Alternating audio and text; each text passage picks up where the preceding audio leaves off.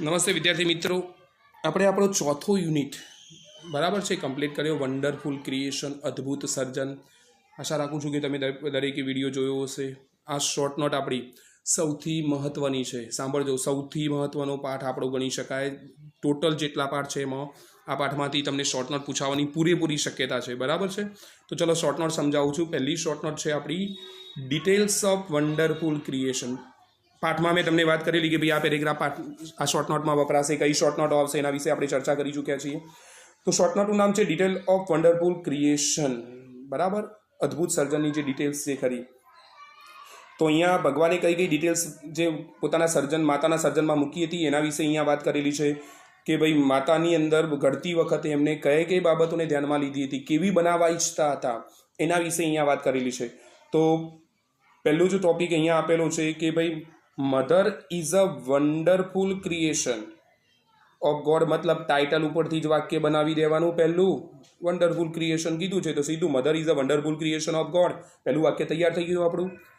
હવે શરૂઆત કરીએ. વેન ગોડ ક્રિએટેડ મધર, જ્યારે ભગવાન માતાનું સર્જન કરી રહ્યા હતા. વેન ગોડ ક્રિએટેડ મધર, જ્યારે માતાનું સર્જન કરી રહ્યા હતા ભાઈ, ત્યારે he wanted all her parts, ત્યારે તે ઈચ્છતા હતા, બનાવતા હતા. જ્યારે વેન ગોડ ક્રિએટેડ મધર, જ્યારે ભગવાને માતાનું સર્જન કર્યું ત્યારે હી વોન્ટેડ એ ઈચ્છતા હતા હર ઓલ પાર્ટ્સ, એના બધા જ ભાગ જે ખરા, પાર્ટ્સ ટુ બી મૂવેબલ એટલે કે હલનચલન કરી શકે તેવા, એન્ડ રિપ્લેસેબલ એટલે બદલી શકાય તેવા હોવા જોઈએ. આ પહેલી ડિટેલ્સનો પહેલો પોઈન્ટ.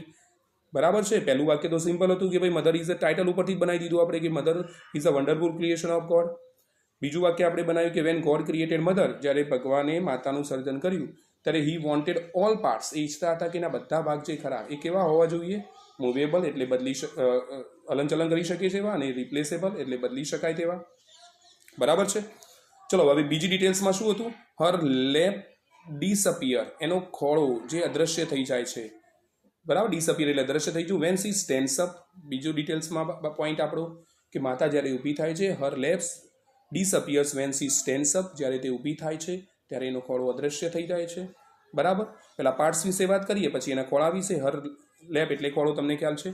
ચલો પછી એક મહત્વનું બાબત કે her kiss can cure everything. Cure એટલે સાજા કરવું. Her kiss can cure everything, અને કિસ જે કરીએ એને જે ચુંબન કરવું એ કેન ક્યોર એવરીથિંગ, બધું જ સાજું કરી શકે છે. From broken leg to broken heart, તૂટેલા પગથી મોડીને તૂટેલા હૃદય સુધી.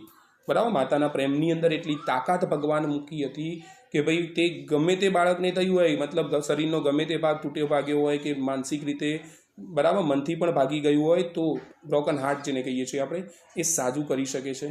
તો આ ડિટેલ્સ ત્રીજી વાત કરી. ચલો પછી અહીંયા વાત કરીએ તો નેક્સ્ટ ટોપિકમાં, તો she would have a 6 pairs of hands, એને 6 જોડ હાથ હોવા જોઈએ. To manage her children and family. ભગવાનની બીજી એક બાબત હતી. પહેલાં તો એને વાત કરી કે wonderful creation of her all parts would be movable and replaceable. બરાબર, એનો ખોળો જે કર her lap disappear when she stands up. પછી મહત્વની બાબત કીધી મેં, હર કિસ કેન ક્યોર એવરીથિંગ, બધું સાજું કરી શકે from broken leg to broken heart. હવે ભગવાન બીજું શું કરવા ઈચ્છતા હતા? She would have a 6 pairs of hands, 6 જોડ હાથ હોવા જોઈએ. ટુ મેનેજ, સંભાળવા માટે. હર ચિલ્ડ્રન એન્ડ ફેમિલી, પોતાના બાળકોને અને પોતાના કુટુંબને. વિધાઉટ ગેટિંગ ઇરિટેટેડ, ઇરિટેટેડ એટલે ચીડાયા વગર, ગુસ્સે થયા વગર.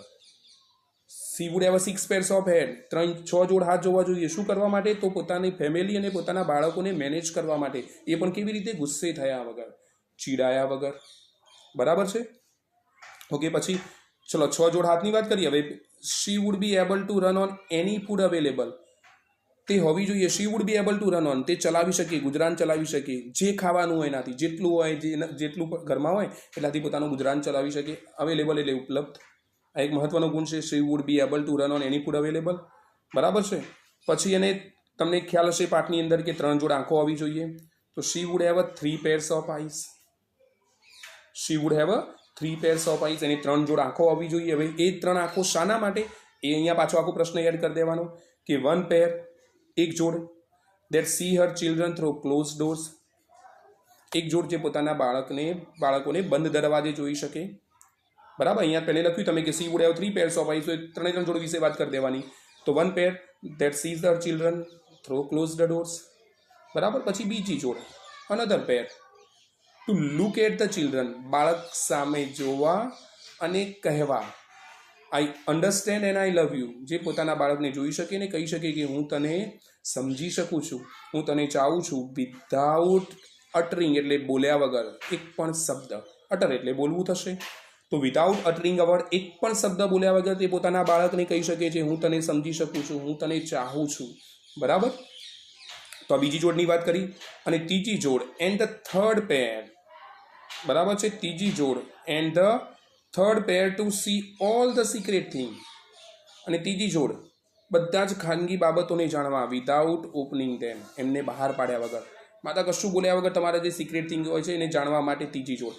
તો 3 જોડ વિશે વાત કરી. તો આટલાથી જે આપણે શરૂઆત કરી ભાઈ એને 3 જોડ આંખો હોવી જોઈએ, she would have 3 pairs of eyes. તો આટલાથી આટલા સુધી આપણે આંખો વિશે લખી કાઢવાનું છે. બરાબર.